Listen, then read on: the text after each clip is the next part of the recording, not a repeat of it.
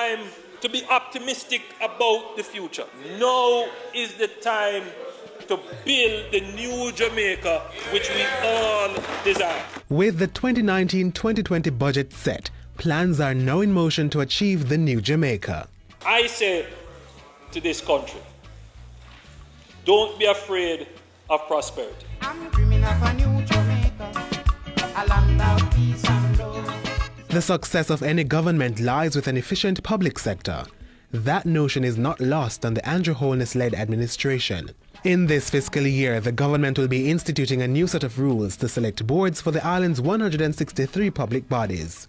Poorly run public bodies pose a threat to our economic program and fiscal certainty.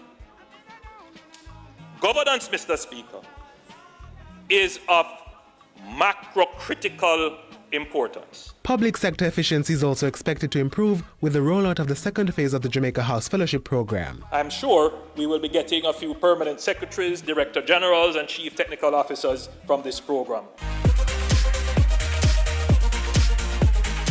A targeted approach will be taken towards the nation's health. I'm happy to announce that the NHF will be adding lupus to the list of conditions covered by the NHF card. Phase 2 of the solar alarm project will get underway in the fiscal year.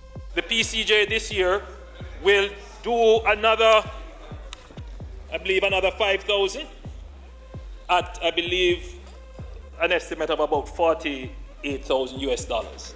But this time we're going to be focused in St. Catherine and Clarendon. And the housing component of HOPE will be initiated with a new $1 billion social housing program. We are going to be looking specifically now at people who have physical disabilities and the very poor. The National Housing Trust NHT will also make owning a home easier. As of May 1, all NHT mortgages will see a 1% reduction in their interest rates. The income bands have been expanded to allow mortgages to access home grants. Prospective mortgages will have access to $6.5 million, a $1 million increase. There will be an increase in the construction loan limit for NHT lots. And starting May 1, the Trust will introduce intergenerational mortgages. This budget is not just giving back to a certain class of people. This budget is providing something for everyone in Jamaica. The National Housing Trust has set aside $39.4 billion to increase home ownership on the island in its 2019-20 budget. Of the 8,640 housing starts to be initiated, 4,714 are expected to be completed in the year. Partnerships have been struck with the Housing Agency of Jamaica to regularize communities in 5 parishes. 33 housing schemes across 11 parishes will be upgraded at a cost of $1.7 billion. The Trust will also be securing communities built through a $2 billion 7-parish police station upgrading project. The less fortunate will be taken care of through a $135 million refurbishing program targeting infirmaries. And the Parents Overnight Suite at the Bustamante Hospital for Children will also receive the NHT support in the fiscal year. The Development Bank of Jamaica has unveiled its Big E program targeting micro, small and medium enterprises $MSMEs.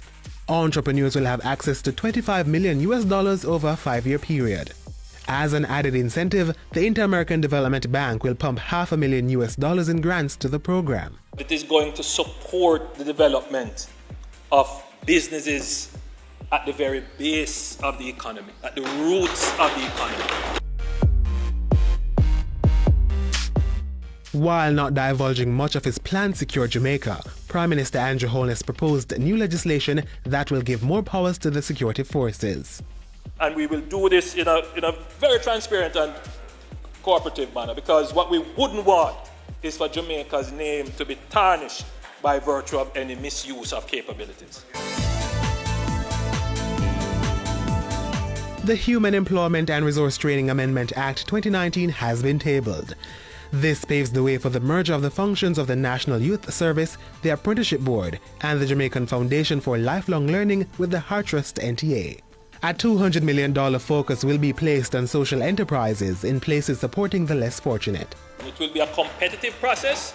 They will have to apply The programs will have to make economic sense. I'm going to ask the DBJ to assist. If you left the island 2 years ago and you plan to return summer coming, you may not recognize some parts of Jamaica. Transformation is happening before your very eyes. All projects under the Major Infrastructure Development Program will be completed within the fiscal year. And following that, the Greater Infrastructure Development Program GIDP will be implemented. Projects will include road development, water and sewer, drainage, bridges, transportation, as well as ICT and smart city infrastructure. $500 million will be spent on major bridges in 12 communities across 5 parishes. The 14.9-kilometer Montego Bay Bypass project is now in the design phase, with construction expected to start immediately after. And the first phase of the Southern Coastal Highway Improvement Project will get underway this fiscal year. It includes work on roads between Harbourview and Port Antonio, as well as the east-west toll road in Clarendon to Williamsfield in Manchester. This will be the year of unveiling, or rather, the year we roll out the carpet. Under this government, blessings fall by the right hand. The National Water Commission will be expanding its non-revenue water program to encompass St. Catherine, St. Mary, St. Anne, Trelawney and St. James. Communities affected by repair works will have water trucked to them. And plans are far advanced to undertake other water infrastructure projects in Westmoreland and St. Catherine. 61,000 persons in rural communities will now see prosperity, not trickling down on them, but showers of water through rural water.